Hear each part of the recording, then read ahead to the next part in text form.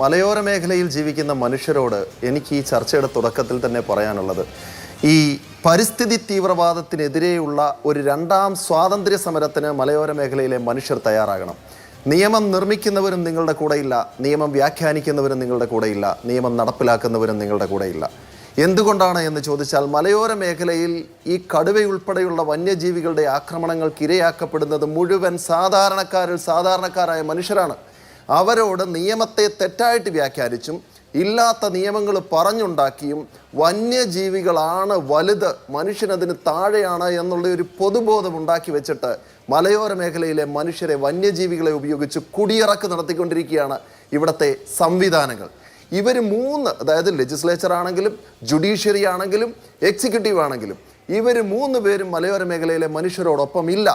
ഏറ്റവും ആദ്യം തന്നെ പറഞ്ഞുകൊള്ളട്ടെ, വന്യജീവി സംരക്ഷണ നിയമം എഴുതിയുണ്ടാക്കുന്ന സമയത്ത് സംസ്ഥാനത്തിൻ്റെ അധികാരത്തിൽപ്പെട്ട വിഷയം, അതായത് ലിസ്റ്റുകളിൽ സ്റ്റേറ്റ് ലിസ്റ്റിൽപ്പെട്ട വിഷയമാണ് വന്യജീവി സംരക്ഷണം എന്ന് പറയുന്നത്. ആ ഭരണഘടനയുടെ ആർട്ടിക്കിൾ 252 ഇൻവോക്ക് ചെയ്തിട്ട് സംസ്ഥാനത്തിൻ്റെ അധികാരത്തിൽപ്പെട്ട വിഷയങ്ങളിൽ കേന്ദ്രത്തിന് നിയമം ഉണ്ടാക്കാനുള്ള പ്രത്യേക അധികാരം ഉപയോഗിച്ചുണ്ടാക്കിയ ഈ നിയമത്തിൽ തന്നെ സംരക്ഷണം കൊടുക്കുമ്പോൾ വന്യജീവികൾ ക്രമാതീതമായിട്ട് വളരുമെന്നും അത് മനുഷ്യൻ്റെ ജീവനും ജീവനോപാധികൾക്കും തടസ്സമായിട്ട് വളരുന്ന സാഹചര്യത്തിൽ എന്ത് ചെയ്യണമെന്നുമുള്ളത് വളരെ കൃത്യമായിട്ട് ആ നിയമത്തിൽ തന്നെ എഴുതി വെച്ചു. അതാണ് സെക്ഷൻ 11(1).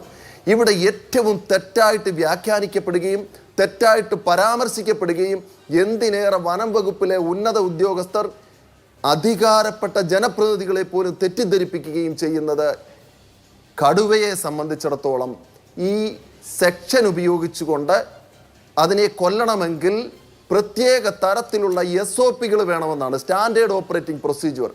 ഇപ്പോഴും ഇന്ന് തന്നെ മിനിസ്റ്റർ കേളു പറയുന്നത് കേട്ടു, സ്റ്റാൻഡേർഡ് ഓപ്പറേറ്റിംഗ് പ്രൊസീജിയർ അനുസരിച്ച് മാത്രമേ ചെയ്യാൻ കഴിയൂന്ന്.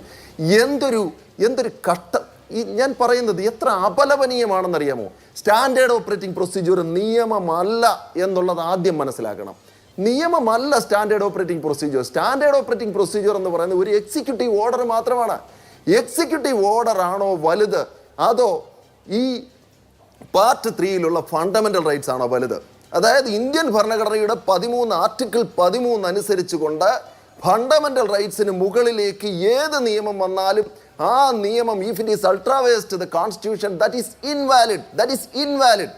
സോ ഇവിടെ നിയമം പോലും അല്ല, ഏതോ വനം വകുപ്പിന്റെ ഉന്നത ഉദ്യോഗസ്ഥർ എഴുതിയുണ്ടാക്കി അവരുടെ താഴെയുള്ള ഉദ്യോഗസ്ഥർക്ക് അനുസരിക്കാൻ വേണ്ടിയിട്ട് അയച്ചു കൊടുക്കുന്ന standard operating procedure guidelines അനുസരിച്ചാണോ ഇവിടെ നിയമം നടപ്പിലാക്കേണ്ടത്? ഇവിടുത്തെ ജനപ്രതിനിധികളോട് എനിക്ക് ചോദിക്കാനുള്ളത്, നിങ്ങൾ ഇങ്ങനെ വനം വകുപ്പിന്റെ ഉദ്യോഗസ്ഥർ തെറ്റിദ്ധരിപ്പിക്കുന്നതിനനുസരിച്ച് വെറുതെ ബൊമ്മയാട്ടം നടത്തരുത്, വെറുതെ പാവക്കൂത്ത് നടത്തരുത്. ഇവിടെ കൃത്യമായിട്ട് പറയുന്നു, ഫണ്ടമെന്റൽ റൈറ്റ്സ് ആർട്ടിക്കിൾ 21 അനുസരിച്ചുകൊണ്ട് ലൈഫ് ആൻഡ് പേഴ്സണൽ ലിബർട്ടിയാണ് ഏറ്റവും വലുത്, മനുഷ്യന്റെ ജീവനാണ് ഏറ്റവും വലുത്. അതിന് മുകളിലേക്ക് ഒരു ഗൈഡ് ലൈൻസും ഇല്ല. ഇനി ഇവിടെ സെക്ഷൻ 11(1) പറയുന്നത് എന്താണ്?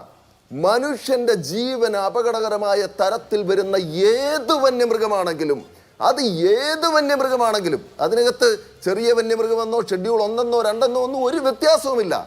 ഏത് വന്യമൃഗമാണെങ്കിലും അതിനെ കൊല്ലുന്നതിനോ ട്രാൻസ്ലൊക്കേറ്റ് ചെയ്യുന്നതിനോ ട്രാങ്കുലൈസ് ചെയ്യുന്നതിനോ ഉള്ള അധികാരം ചീഫ് വൈൽഡ് ലൈഫ് വാർഡിന് കൊടുത്തിരിക്കുന്ന. ചീഫ് വൈൽഡ് ലൈഫ് വാർഡ് കേരളത്തിലെ മനുഷ്യർക്ക്, മനുഷ്യന്റെ ജീവന് ആരോഗ്യത്തിന് ഹാനികരമാകുന്ന തരത്തിലുള്ള മൃഗങ്ങളെ വെടിവെച്ചുകൊണ്ട് നടക്കുമ്പോൾ കാര്യങ്ങൾ സാധ്യമാണ്. പക്ഷേ അത് തെളിയിക്കാൻ ഇതിന്റെ പ്രശ്നം എന്താണെന്ന് വെച്ചിട്ടുണ്ടെങ്കിൽ, അത് തെളിയിക്കാൻ നമുക്ക് കൊടുക്കേണ്ടി വരുന്ന വില എന്ന് പറയുന്നത് മനുഷ്യരുടെ ജീവനാണ് എന്നുള്ളതാണ് പ്രശ്നം.